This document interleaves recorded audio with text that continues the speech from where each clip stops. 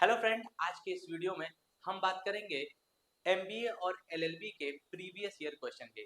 Previous year question दोस्तों बहुत ही ज़्यादा इंपॉर्टेंट होते हैं आपके एग्जाम के पॉइंट ऑफ व्यू से।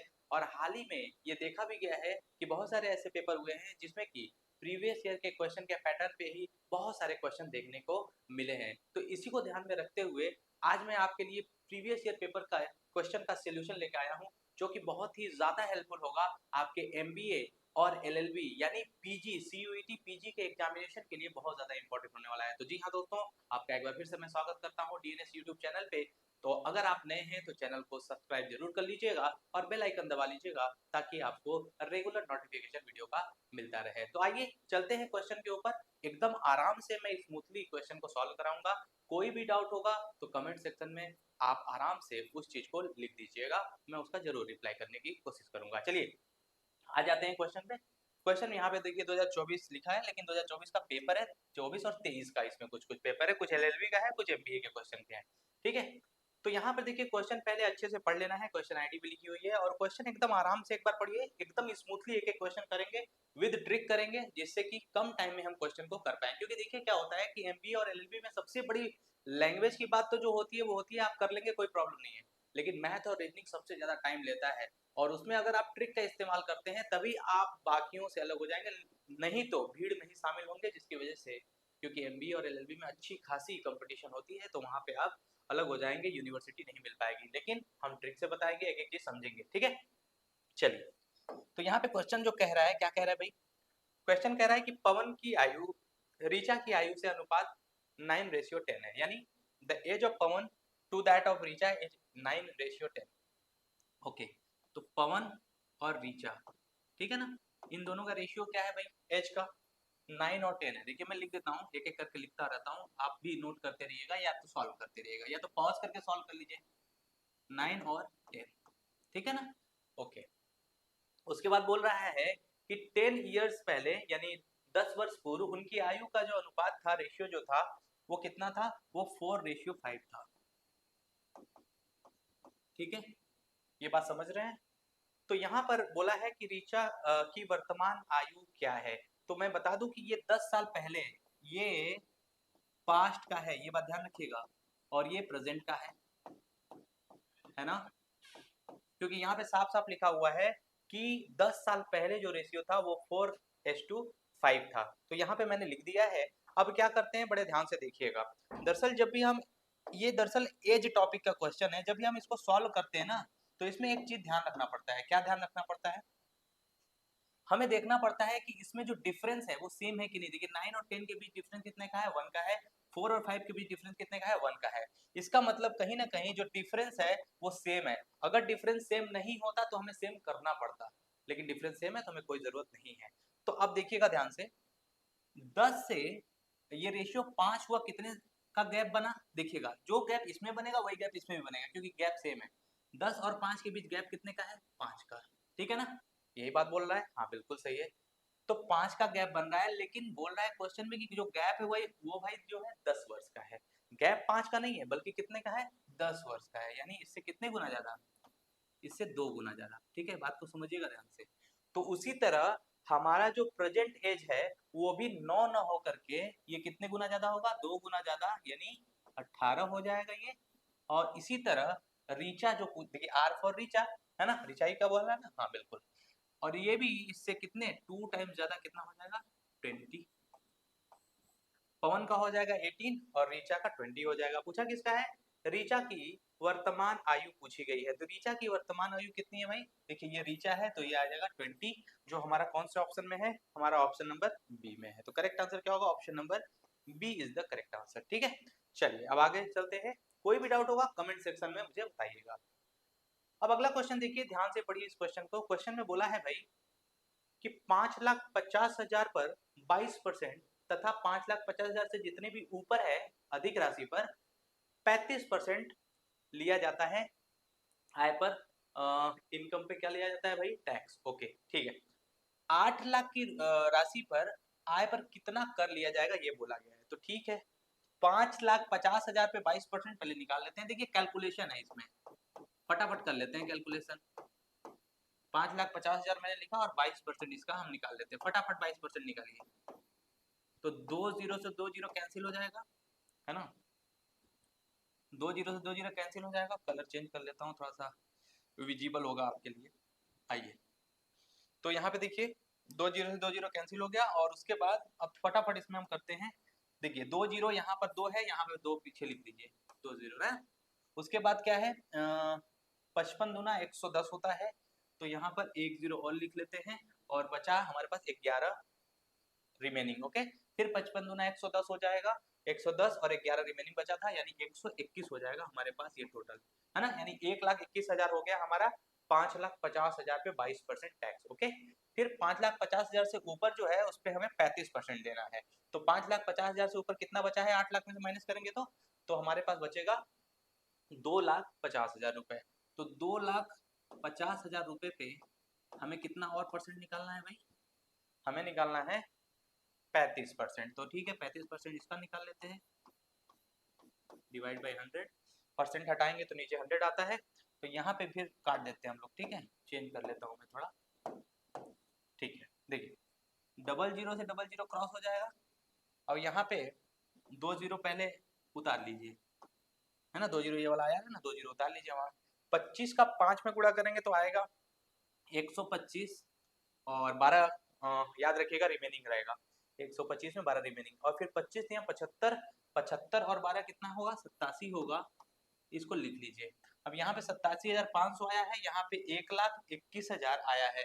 अब इनको जोड़ लेते हैं हम लोग, कितना हो जाएगा, जीरो का जीरो हो जाएगा, जीरो का फिर जीरो और यहाँ पे 5 हो जाएगा और यहाँ पर 1 और 7 8 होगा और 2 8 10 होगा और फिर 1 1 2 होगा। यानी कितना हो गया, 2,08,500। तो 2,08,500, हाँ देखिए ये करेक्ट आंसर होगा, ऑप्शन नंबर डी। उम्मीद है ये बात आपको समझ में आ रही होगी। देखिए बात ये है कि कैलकुलेशन आपको बहुत अच्छा करना होगा, तभी आप फटाफट क्वेश्चन को कर पाएंगे, क्योंकि टाइम बहुत ज्यादा इंपॉर्टेंट है। विद इन टाइम आपको क्वेश्चन करना पड़ेगा। चलिए नेक्स्ट क्वेश्चन पे आइए, एक बार खुद से ट्राई करिए क्वेश्चन क्या पूछना चाह रहा है। हाँ एक बात और मैं बता दूं, मैंने इसको देखा जब क्वेश्चन को, तो इसमें एक हल्का सा क्वेश्चन हिंदी और इंग्लिश में थोड़ा सा मिस्टेक है, यानी इसको क्या करिएगा ना, 12.5% कर लीजिएगा। ठीक है, चलिए देखिए बोला गया है you have to study the question in the statements and decide which of the statement is or are necessary to answer the question. यानी कौन सा इसमें से स्टेटमेंट है वो जरूरी पड़ेगा क्वेश्चन का आंसर देने के लिए। क्या क्वेश्चन पूछा गया है, in how many years will a sum of money put at a simple interest treble itself, यानी 3 गुना हो जाएगी। हिंदी में मैं दिखा दे रहा हूँ, आइए हिंदी ले चलता हूँ आपको। ये देखिए हिंदी में उसका आपका ट्रांसलेशन है। ठीक, यहाँ पे देखिए 12.5% लिखा भी हुआ है। तो क्वेश्चन के आंसर देने के लिए हमें कौन सी स्टेटमेंट की सबसे ज्यादा जरूरत पड़ेगी, ये क्वेश्चन आपसे पूछना चाह रहा है।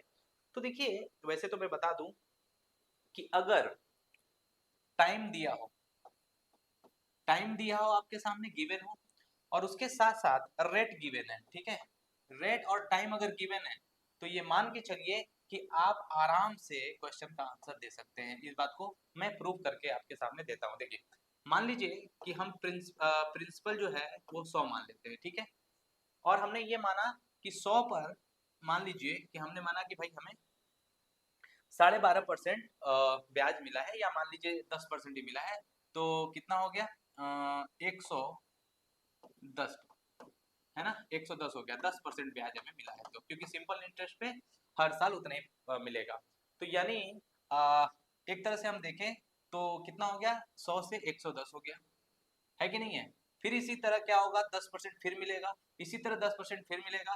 तो कहने का मतलब ये है कि हमें 10 सालों में कितना मिलेगा, एक साल में 10 रुपया मिल रहा है, तो 10 सालों में कितना मिलेगा, 100 रुपया मिलेगा। तो ये कितना हो जाएगा हमारा, ये 100 रुपया हमारा हो जाएगा 200, कितना हो जाएगा 200। तो अपने का कितना हो गया, 2 गुना हो गया, है कि नहीं है।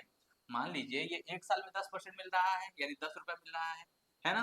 तो 10 साल में कितना मिलेगा, 100 रुपया मिलेगा। तो ये जो 100 वाला अमाउंट है वो 10 साल में कितना हो जाएगा, 200 हो जाएगा।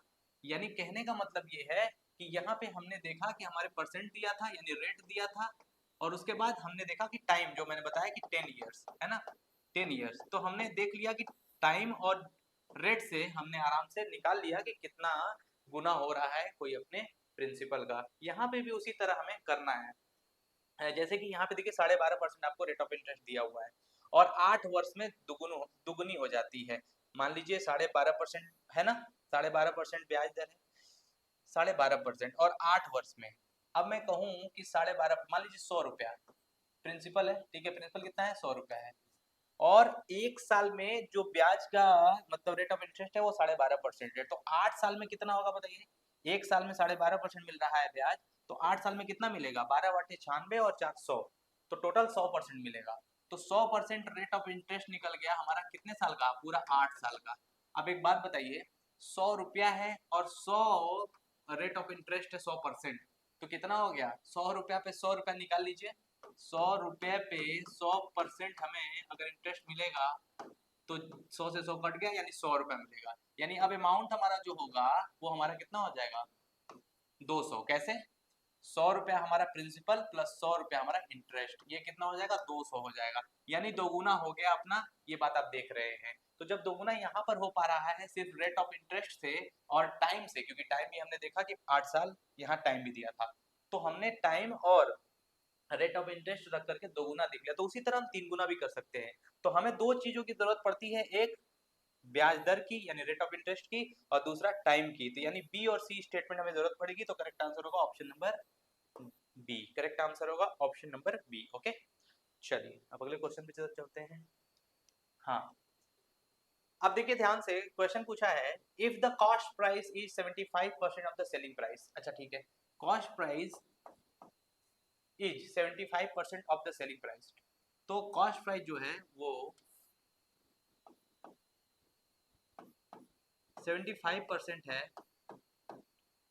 ठीक है, 75% है of the selling price, of the selling price, ठीक है, ठीक है, ओके, ठीक है, ऑफ द सेलिंग प्राइस। तो यहाँ पर हमें क्या करना है, यहाँ पर ध्यान रखना है, सीपी को हम कर देते हैं यहाँ पे 3/4 लिख सकते हैं इसको, तो इसको लिख सकते हैं 3/4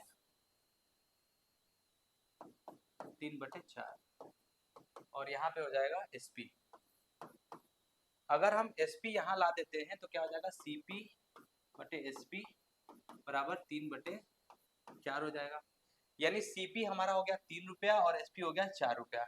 यानी ध्यान रखिएगा, हमने खरीदा है 3 रुपए में और बेचा है 4 रुपए में, है ना, ये तो है एकदम साफ साफ निकला हुआ है हमारे सामने, है ना। अब पूछ रहा है कि लाभ क्या होगा, यानी प्रॉफिट हो क्या होगा।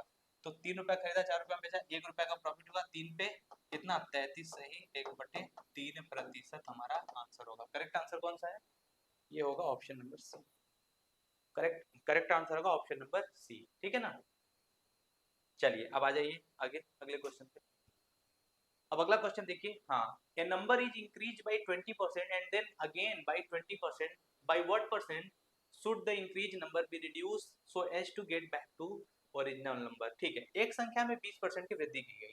अब आइए, 20% की वृद्धि, अब 20% को वृद्धि की गई है, अगर 20% को हम लिखेंगे तो क्या लिखेंगे, आइए, तो 20% को अगर फ्रैक्शन में हम लिखे तो देखिए 20 और अब परसेंट हटाएंगे, 20 और परसेंट हटाएंगे नीचे तो 100 आएगा, 0 से 0, 2 से 1 बार, 2 से 5 बार, यानी 1/5, यानी हमें 1/5 लिखना होगा, ठीक, 1/5।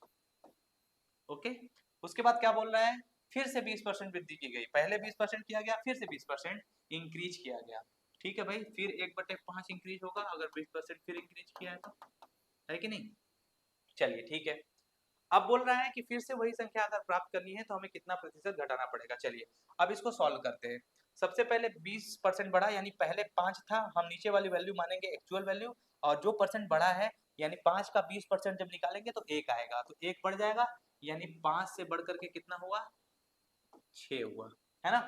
फिर 20% बढ़ा, फिर 5 से बढ़ करके क्या हुआ, 6 हुआ। अब आ जाइए मल्टीप्लाई कर लीजिए, 5 का 5 में मल्टीप्लाई 25 आएगा और 6 का 6 में 36 आएगा, यानी 25 से हो गया 36, है कि नहीं है। लेकिन अब बोल रहा है फिर 36 से इसको 25 में आना है, अगर फिर 36 से 25 पे आना है तो हमें कितने का माइनस करना पड़ेगा, तो देखिए 25 और 36 के बीच का डिफरेंस कितना है, 5 और 6 11 का डिफरेंस है, तो 11 वापस हमें फिर से आना पड़ेगा, इंटू 100 कर दीजिए, काट दीजिए, कितने बार में काटेंगे, 4 से काट दीजिए, 4 से 9 बार में और 4 से 25 बार में, है कि नहीं। अब यहाँ पर अगर देखिए यहाँ पे, हाँ पॉइंट में परसेंट में आंसर है, तो फिर ठीक है, इसको सॉल्व कर लेते हैं। 25 का 1 में करेंगे तो 25 यहाँ पे आ जाएगा 5, और 25 का 1 में करेंगे तो 25, और 25 और 2 27 हो जाएगा। और उसके बाद यहाँ 9 बचेगा, 9 से 3 बार में होती है 27, 70 हो जाएगा, 70 यानी 5 बचेगा, 5/9%, यानी 30 होल 5/9%। करेक्ट आंसर होगा option number B. Correct answer होगा ऑप्शन नंबर बी। चलिए अब आइए क्वेश्चन नंबर 6 है, थोड़ा ध्यान से देखेंगे। एक पंप एक टैंक को पानी से 2 घंटे में भर सकता है, ठीक है ना। यानी एक पंप जो है वो 2 आवर्स में भर सकता है, ठीक है। पंप जो है 2 आवर में भर सकता है, ये टाइम है, ये टाइम दिया हुआ है। याद रखिएगा कैपेसिटी जो होता है वो टाइम का ठीक अपोजिट होता है। तो अगर 2 घंटे इसको लग रहे हैं भरने में, तो इसकी कैपेसिटी जो होगी किसकी, ये जो पंप है इसकी कैपेसिटी जो होगी ना, वो होगी 1/2। क्या होगी? 1/2, ठीक है। ये कैपेसिटी होगी, क्षमता होगी भरने की, ठीक है, ये कैपेसिटी इसकी है। ओके, ये बात ध्यान रखेंगे।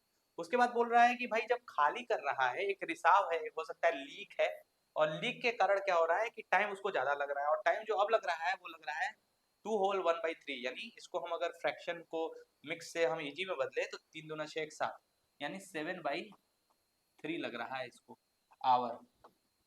फिर से हम कैपेसिटी में चेंज करेंगे तो अब लग रहा है यानी 3/7 इसको अब टाइम लग रहा है। ये कैपेसिटी यानी टाइम, याद रखिएगा हमें टाइम तो लग रहा था यहाँ पे, ये कैपेसिटी होगा ना, हाँ बिल्कुल ये कैपेसिटी इसका होगा। तो यहाँ पर अब इसको 3/7 कैपेसिटी के हिसाब से काम करना पड़ रहा है, ठीक है। तो अगर हम देखें तो पिछला वाला से अगर हम माइनस कर दें, है ना, पिछले वाले से 1/2 से कैपेसिटी से माइनस कर दें 3/7, है ना, हाँ 7, इसको अगर हम माइनस कर दें तो हमें क्या मिलता है भाई? तो हमें मिलता है तो हमें मिल जाता है क्या? तो हमें मिल जाता है, कर लीजिए माइनस, यहाँ पे एलसीएम लेंगे 14 आएगा, और यहाँ पर 7, और यहाँ पे 7 हो जाएगा, है ना। 2 7 14, 7 1 7, फिर यहाँ पे जाएगा 2 बार में, और 2 3 6, तो यानी बचेगा 1/14, और 1/14 ये हमारा क्या आया है? ये हमारा देखिए यहाँ पे लिखा है ना, कितने समय में पूछा है, जबकि ये हमारा कैपेसिटी आया है, क्योंकि कैपेसिटी की ही बात कर रहे थे, अभी कैपेसिटी ही माइनस किया है हमने, ठीक है ना। तो 1/14 आया है। अब हमें अगर घंटे में दोबारा बदलना पड़ेगा, टाइम में बदलना पड़ेगा, तो फिर इसका उल्टा करना पड़ेगा, यानी 14 आवर्स, यानी उल्टा करना पड़ेगा, यानी 14 आवर्स, यानी करेक्ट आंसर क्या होगा? करेक्ट आंसर होगा option number C. Correct answer होगा ऑप्शन नंबर सी। ओके, चलिए अब आइए थोड़ा सा कैलकुलेशन, बहुत ही शानदार क्वेश्चन है, थोड़ा कैलकुलेट करेंगे अच्छे से। देखिए 25% ऑफ 30%, 25%, 25% को हम क्या लिख सकते हैं? 25% को हम लिख सकते हैं 1/4। क्यों? क्योंकि परसेंट हटाएंगे, परसेंट हटेगा तो नीचे आएगा 100, और उसके बाद 25 से एक बार में, 25 से 4 बार में, यानी 1/4 आ जाएगा। यानी 25% को हम क्या लिख सकते हैं? 1/4 लिख सकते हैं, ठीक है। ऑफ को मल्टीप्लाई कर दीजिए, 30% को 3/10 कर सकते हैं, ठीक है। अब फिर इंटू करेंगे, अब 850 है ना। इसके बाद प्लस, अब देखिए इसको डायरेक्ट मल्टीप्लाई करके आगे लिख लेते हैं, 5 6 30 हो जाएगा, और 5 7 35, और 35, और उसके बाद 3 38, यानी 380 हो जाएगा, है ना। अब 380 को रहने देते हैं, इसको सॉल्व कर लेते हैं। 0 से 0 कटेगा, 0 से 0 कटेगा तो हमारे पास आएगा क्या, देख लीजिए एक बार। यहाँ बचेगा 8 3 5 6 15, 3 5 15, और 3 8 24, 24 25, और यहाँ पे बचा हुआ है 4, है ना। अब थोड़ा सा इसको सॉल्व करते हैं, पॉइंट में आएगा 4 6 24, बचेगा 1, 4 3 12, बचेगा आपका 3, 4 7 28, और 4 5 20, ठीक है। 60 63 पॉइंट, हाँ देखिए 63.75 आएगा। यानी अगर हम 63.75 इसमें जोड़ देते हैं, या 0 0 कर दीजिए, तो हमें आसान होगा, 75 हो जाएगा, यहाँ 3 हो जाएगा, यहाँ पे हो जाएगा 14, और 3 over 4, यानी 443.75, 443.75 कम्स, हाँ ऑप्शन नंबर डी में करेक्ट आंसर होगा, ऑप्शन नंबर डी। तो ये देखिए कैलकुलेशन बेस्ड क्वेश्चन है, फटाफट करेंगे, आगे चलिए। अगला क्वेश्चन है, तीन संख्याएं ए बी सी 12 15 और 25 के अनुपात में है, ठीक है। कोई संख्या है ए, बी और सी 12, 15 और 25 के, है ना, अनुपात में है, और इन संख्याओं का योग 312 है। तो ठीक है भाई, इन्हीं संख्याओं को हम जोड़ लेते हैं। इनका योग कितना है? 312 है। 12, 15 और 25 ऐड करिए फटाफट, देखिए कितना आ रहा है। हाँ देखिए, 12, 15 हो जाएगा 27, और 27 और 25 हो जाएगा आपका 52। कितना? 52। तो भाई बोल रहा है कि 52 होना चाहिए, लेकिन हमारे क्वेश्चन के हिसाब से तो 52 नहीं होना चाहिए। कितना होना चाहिए? 312। इससे कितने गुना ज्यादा? हाँ, 5 6 300, यानी 6 गुना ज्यादा। अब क्या पूछ रहा है, थोड़ा ध्यान से देखेंगे। अब अगला पूछ रहा है ratio between the difference of B and A. तो बी और ए के बीच डिफरेंस का रेशियो पहले निकालना है हमको। तो डिफरेंस पहले क्या है देख लेते हैं। बी और ए के बीच डिफरेंस कितने का है? 12 और 15 के बीच डिफरेंस कितने का है? 3 का है। लेकिन डिफरेंस भी 3 का ना होकर के इससे 6 टाइम ज्यादा होगा, कितना होगा? 18। तो पहले डिफरेंस तो बी और ए के बीच जो डिफरेंस आया है, बी तथा ए के अंतर, यानी बी और ए का जो अंतर आया है वो कितना आया है? 18 आया है। ठीक है ना, क्योंकि अनुपात पूछा है ना, देखिए रेशियो पूछा है। फिर सी तथा बी के अंतर, यानी सी और बी का फिर अंतर पूछा है। सी और बी का अंतर कितना है? 15 और 25 के बीच अंतर है 10 का, है ना, 10 ही का तो अंतर है। लेकिन 10 का ना होकर के ये भी इससे 6 गुना ज्यादा होगा, यानी कितना हो ज्यादा होगा? तो 60 हो जाएगा ना, 60। अब देखिए सी तथा बी, तो सी और बी के बीच जो अंतर है वो कितने का है? ध्यान रखेंगे, सी और बी के बीच अंतर है 60 का। कितने का? 60 का। ठीक है, हाँ। तो यहाँ पे हमने कर लिया है। आप काट दीजिए 6 से 3 बार में, 6 से 10 बार में, यानी 3/10, यानी 3:10। करेक्ट आंसर क्या होगा? Option number C. Correct answer होगा ऑप्शन नंबर सी। आइए अब अगले क्वेश्चन की तरफ चलते हैं। अगला क्वेश्चन देखिए, अगला क्वेश्चन क्या कह रहा है। अगला क्वेश्चन भी थोड़ा आपसे कैलकुलेटिव ही है, और फटाफट से एकदम मिक्स फ्रैक्शन दिया हुआ है। पहले इसको इजी में बदल लेते हैं। देखिए 1 2 3 4 5, और 5 जीरो है और 1 है। तो हम इसका जब मल्टीप्लाई करेंगे 101 में और फिर 27 जोड़ेंगे, क्योंकि यही तो होता है। जैसे भाई मैं कह दूं कि 5 होल 1/3 लिखा हुआ है, तो इसको हमें सिंपल में बदलना है। तो 3 5 15 और 16/3, यानी इसको मल्टीप्लाई करके ऊपर वाला ऐड कर देंगे। उसी तरह यहाँ भी क्या करेंगे? मल्टीप्लाई पहले क्या करेंगे? मल्टीप्लाई करेंगे। तो 101 का मल्टीप्लाई होगा अगर इसमें, तो इतना जीरो आ जाएगा आगे। 1 2 3 4 5, इतना जीरो आगे आ गया। फिर हमें 27 ऐड करना होगा। जब 27 ऐड करेंगे तो कितना हो जाएगा हमारे पास? यहाँ 27 ऐड कर दीजिए, कितना हो जाएगा बताइए? 7 हो जाएगा। 2 और उसके बाद होगा 0 0 0 1 0 1। ये हमारे पास टोटल आ चुका है। क्या आ चुका है? 101। देखिए ऐसे ही क्वेश्चन ना अक्सर गलत होते हैं। क्यों? जल्दबाजी में। क्वेश्चन बहुत इजी है लेकिन जल्दबाजी में गलत हो जाएगा। अब हमें डेसिमल में लिखना है। तो डेसिमल अगर हमें लिखना है, क्योंकि नीचे इसके क्या है, देखिए इसके नीचे भाई हमारे सामने है 1 0 2 0 3 0 4 0 5 0, 5 जीरो इसके नीचे है। अब जब 5 जीरो है तो कहीं ना कहीं जब हम जीरो हटाएंगे, क्योंकि हमें डेसिमल में लिखना है, जब जीरो हटाएंगे तो 5 जीरो के नीचे हमें क्या करना पड़ेगा? 5 डिजिट के बाद, क्योंकि 5 जीरो है तो 5 डिजिट के बाद हमें पॉइंट लगाने पड़ेंगे। 1 2 3 4 5 यहाँ पे, यानी 101.0000027। ठीक है, तो कौन सा ऑप्शन होगा? 3 जीरो उसके बाद 27। हाँ देखिए option number C correct answer होगा। ओके, 101.00027। ओके, चलिए अगला क्वेश्चन देखिए। अब ये क्वेश्चन पूछा है कि a mixture of 60 kg of rice and dal contain 45% of dal, यानी चावल तथा दाल के 60 किलोग्राम मिक्सचर में 45% दाल है। ठीक है भाई, तो दाल निकाल ही लेते हैं आखिर में। तो ये हम दाल निकाल लेते हैं। ठीक है, एक चीज कोई निकाल लीजिए। तो देखिए अगर हम दाल का निकालें यहाँ पे, तो 60 केजी, ध्यान से सुनिएगा, 60 केजी में दाल कितना है? 45%। ठीक है, हम निकाल लेते हैं 45%। तो जीरो से जीरो, एक सेकेंड, जीरो से जीरो कैंसिल होगा। उसके बाद यहाँ पे अगर मैं काटूँ इसको, तो 2 से 3 बार में, है ना, और 2 से 5 बार में कटेगा भाई। 2 से 5 बार में और 2 से 3 बार में, 5 से 9 बार में, और 9 3 27। 27 केजी जो है आपका आ चुका है क्या? दाल। क्यों? क्योंकि हमने दाल का ही 45% अभी निकाला है। तो अब बताइए, आप खुद सोचिए कि जब यहाँ पर 60 केजी में से 27 केजी आपका दाल है, तो बचा हुआ 33 केजी जो होगा वो क्या होगा, वो चावल होगा। हमने ऐसा क्यों निकाला, क्योंकि लास्ट में क्या पूछा है देखिए, what is the percentage of rice, तो राइस का पूछा है। तो अब देखिए आगे पहले पढ़ते हैं। 15 किलोग्राम दाल जोड़कर नया मिश्रण बनाया गया, यानी जो हमारे पास मिक्सचर था वो 60 था, लेकिन अब 15 किलो उसमें फिर ऐड हुआ। कुछ भी ऐड हुआ हो उससे मतलब नहीं है। अब आगे बढ़ते हैं, पहले देखते हैं 60 और 15 जब ऐड हुआ तो अब नया जो मिक्सचर हुआ वो टोटल हो गया 75 का, क्योंकि 60 और 15 75 है ना। ये टोटल मिक्सचर अब हो चुका है, टोटल मिक्सचर टीएम लिख देता हूँ मैं, ठीक ना। तो नया मिक्सचर बनाया गया। नए मिश्रण में चावल का प्रतिशत क्या है भाई, चावल का प्रतिशत बात को समझिएगा। अब चावल टोटल कितना है 33, क्योंकि ये तो बढ़ा नहीं है, क्योंकि यहाँ पे बोल रहा है कि दाल जोड़ा गया है, तो चावल से तो कोई मतलब ही नहीं है।